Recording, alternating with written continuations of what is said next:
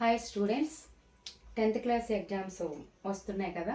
నేను మీకు తెలుగు గ్రామర్ చెప్పడానికి ముందుకు వచ్చాను. నేను ఈ గ్రామర్ని చాలా ఈజీ మెథడ్లో కొన్ని ట్రిక్స్ ద్వారా కూడా నేను మీకు చెప్పదలుచుకున్నాను. ఈ ట్రిక్స్ని మీరు కనుక ఫాలో అయ్యారనుకో బిట్ పేపర్ 2020 పక్కా, నేను హామీ ఇస్తున్నాను. చాలా ఈజీ మెథడ్లో చెప్తాను. అదేవిధంగా దీన్ని చాలా లాంగ్ ప్రాసెస్లో కూడా మనం చెప్పుకోవచ్చు. కానీ ఇప్పుడు మీకు పిల్లలకి ఎలా చెబితే ఎలా మైండ్లో సెట్ అవుతుందో దీన్ని మీరు ప్రాక్టీస్ చేయాల్సిన అవసరమే లేదు. నేను చెప్పింది మాత్రం మైండ్లో పెట్టుకోండి, ఈజీగా క్యాచ్ చేసేస్తారు. 20కి 20 మార్క్స్, అట్లీస్ట్ 18 పక్కా మీకు వస్తాయి. ఇక మొట్టమొదటిగా మనం నేర్చుకునేది ఏంటంటే తెలుగు గ్రామర్లో వినండి. భాషా భాగాలు మీకు ఐడియా ఉండొచ్చు, కానీ ఒకసారి నేను మళ్ళీ ఎక్స్ప్లెయిన్ చేస్తున్నాను. చూడండి, ఒక వాక్యంలో అన్వయం సరిగా కుదరడానికి, అన్వయం అంటే భావం, అంటే మీనింగ్ ఉండాలన్నమాట. ఒక్కో పదం ఒక్కో బాధ్యతను నిర్వహిస్తూ ఉంటుంది. తెలుగులో పదాలు ఉంటాయి కదా, 2 లెటర్స్ కలిపితే ఒక పదం, అక్కడి నుంచి 2, 3, 4 అక్కడి నుంచి కూడా పదాల కిందకే వస్తాయి. అంటే ఒక్కో పదం ఒక్కో బాధ్యతను నిర్వహిస్తూ ఉంటుంది. దీని ఆధారంగా తెలుగు భాషలోని పదాలు అన్ని 5 విధాలుగా వర్గీకరింపబడతాయి. వాటిని ఏమంటామంటే వాటిని మనం భాషా భాగాలు అంటాం. అవి 1 నామవాచకము, సెకండ్ వన్ ఈజ్ సర్వనామము, థర్డ్ వన్ ఈజ్ విశేషణం, ఫోర్త్ వన్ ఈజ్ క్రియ, ఫిఫ్త్ వన్ ఈజ్ అవ్యయం. ఫస్ట్ వన్ ఈజ్ ఏంటిది? ఫస్ట్ వన్ ఈజ్ నామవాచకము. నామవాచకం అంటే ఏంటి? ఇంగ్లీష్లో నౌన్.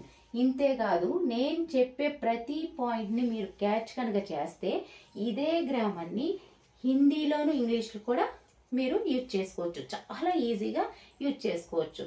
నామవాచకాన్ని ఏమంటాం ఇంగ్లీష్లో? నౌన్. అంటే మీ అందరికి అర్థం అవడం కోసం నౌన్ అని చెప్తున్నాను. సెకండ్ వన్ ఈజ్ సర్వనామము, దాన్ని ప్రనౌన్. థర్డ్ వన్ ఈజ్ విశేషణాన్ని ఏమంటాము? అడ్జెక్టివ్.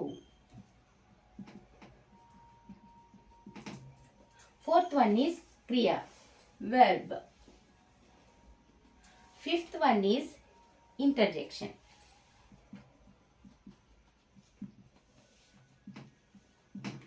చూసారు కదా, భాషా భాగాలు ఎన్ని? మొత్తం 5.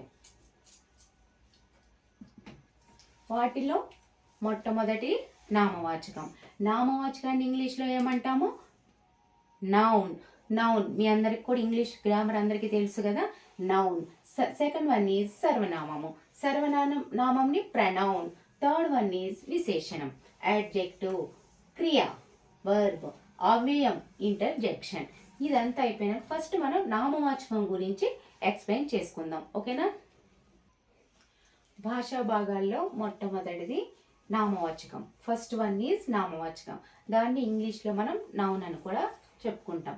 అసలు నామవాచకం అంటే ఏమిటి? పేర్లను తెలియజేసే పదాలను నామవాచకం అంటారు. పేర్లు అంటే ఏంటి? ఎటువంటివి? ప్రాణులు, ప్రదేశాలు, వస్తువులు. ప్రాణుల దగ్గరకు వచ్చేపటికి ఏమిటి? ఇంగ్లీష్లో లివింగ్ థింగ్స్. అవి ఏంటంటే ట్రీస్, యానిమల్స్, హ్యూమన్ బీయింగ్స్. అవి ఏదైనా సరే, ట్రీస్, మ్యాంగో ట్రీ కానీ, యానిమల్స్ అంటే టైగర్, లయన్, అదే పులి, అవన్నీ కూడా వస్తాయి. హ్యూమన్ బీయింగ్స్ అంటే ఇక మీకు తెలిసిందే, అటు బాయ్, గర్ల్ అట్లాంటివి వస్తాయి. ఇకపోతే సెకండ్ వన్ ప్రదేశాలు అంటే ఏంటి? English places. అవి కంట్రీ నేమ్స్ అవ్వచ్చు, డిస్ట్రిక్ట్ నేమ్స్ అవ్వచ్చు, స్టేట్ నేమ్స్ కూడా అవ్వచ్చు. ఇక వస్తువులు, థింగ్స్. అవి ఏంటి? బాల్, నైఫ్, పెన్, పెన్సిల్, ఇంకా మొదలైనవి ఇంకా చాలా ఉంటాయి కదా థింగ్స్ మీకు తెలిసినవి. అవన్నీ కూడా పేర్లు అన్నమాట. పేర్లను నామవాచకం అంటారు. మీకు ఎగ్జాంపుల్గా ఉదాహరణగా చెప్తున్నాను, చూడండి. రాముడు చాలా మంచివాడు. రాముడు అనేది నామవాచకం, పేరు కదా అది. రాముడు అనేది అబ్బాయి పేరు, సో దిస్ ఈజ్ నామవాచకం. ఇంకోటి సెకండ్ వన్ ఇచ్చి చూడండి. సీత జడ చాలా పెద్దగా ఉన్నది. ఎవరి జడ పెద్దగా ఉన్నది? సీత జడ పెద్దగా ఉన్నది. సీత అనేది నామవాచకం, ఓకే, నామవాచకం. ఇక మామిడి చెట్టు పెద్దగా ఉన్నది. ఏ చెట్టు పెద్దగా ఉన్నది? మామిడి చెట్టు. అంటే మామిడి చెట్టు అంటే మ్యాంగో ట్రీ. అది మ్యాంగో ట్రీ అవ్వచ్చు, బనియన్ ట్రీ అవ్వచ్చు, బనానా ట్రీ అవ్వచ్చు. ఏ ట్రీ అయినా సరే దాని పేరు మామిడి చెట్టు. ఏదంటే నామవాచకం అన్నమాట. దాన్ని మామిడి చెట్టు పెద్దగా ఉన్నది. ఇందులో నామవాచకం మామిడి చెట్టు. ఇకపోతే తాజ్ మహల్ చాలా అందంగా ఉంది. ఇక్కడ ఏంటి అందంగా ఉన్నది? Taj Mahal. So this is noun అంటే నామవాచకం. ఓకే. భారతదేశం అందమైన దేశం. ఏ దేశం అందమైన దేశం? భారతదేశం. అంటే భారతదేశం అనేది ఏంటిది? పేరు, నౌన్. ఓకే. పిల్లలు బంతులతో ఆడుకుంటున్నారు.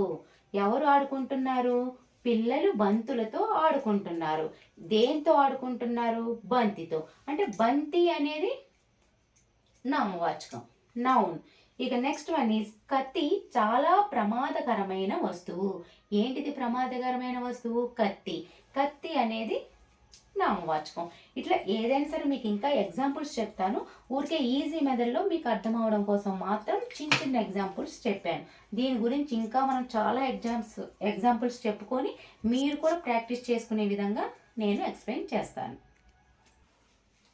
మీకు నేను ట్రిక్స్ చెప్తానని అన్నాను కదా.